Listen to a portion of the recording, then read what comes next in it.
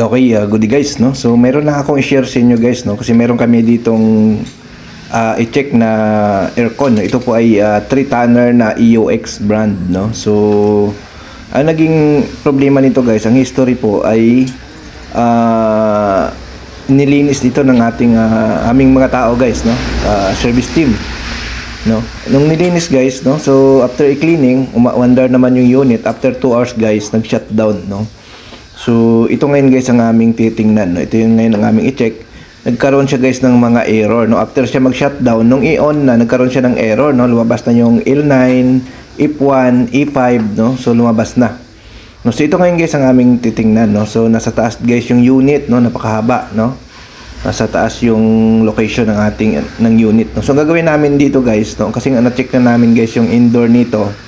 So walang problema sa indoor, no? So nandito sa outdoor, no? Kaya bibaba namin guys yung board, no? So tingnan natin. So yun na nga guys, no? Binaba natin yung board, no? Para ma-check natin, no? So ito yung pinaka board niya guys, no? So tingnan natin. So actually guys, wala kaming makitang indication dito na nabasa, no? Yung board, kasi nga nung nilinis ito sa taas, hindi naman nga binuksan yung cover, talagang simpleng linis lang. Pero wala kaming nakitang guys na indication na nabasa yung board, no?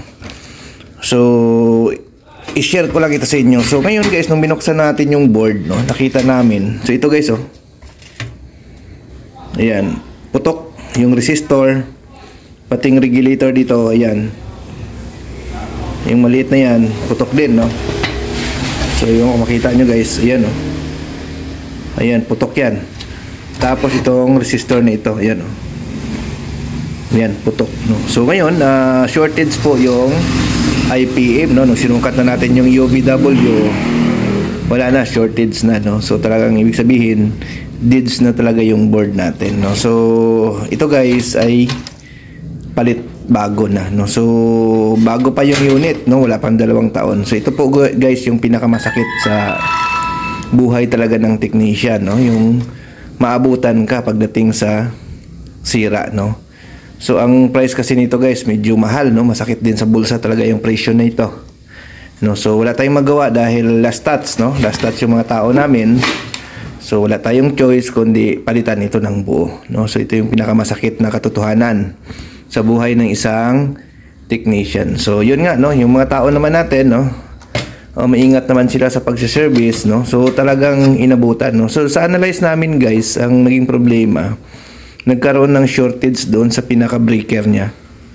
Yung breaker, pagbaba kasi ng breaker, okay, so nung i-on na siya, may problema yung breaker, no? Nagkaroon siya ng shortage, no? Doon sa breaker niya, no? Kaya nagkaroon ng backfire dito sa ating board, no? So ito yung pinakamasakit, no? So hindi naman siya nabasa, wala siyang indication ng basa. So talagang aksidenteng nadali, no? So share ko lang to sa inyo guys, no, para magkaroon din kayo ng idea, no? Kasi kung ikaw ay freelancing, no, or yung technician na kumikita lang naman ng hindi ganun kalaki, pag ma-encounter mo yung ganitong trouble, talagang kakamot ka talaga sa ulo, no? Kasi nga napakabigat yung price nitong ganitong board ng isang aircon, no? So ito po ay 3TR na aircon, no? So yun, no? So kaya ko sinishare sa inyo guys, no, para magkaroon din kayo ng mga idea, no, lalo na kung kayo po ay nag-service, no. So ingat talaga tayo guys, kasi ito talaga ang pinaka masakit, no, na hindi pa tayo kumita, abono pa tayo, no. So tulad niyan sa part namin, siyempre nagbabayad tayo sa mga technician, yung sahod naman ng technician natin tuloy-tuloy, no. So tayo talaga lugi, no, sa part ng may-ari ng isang shop, no.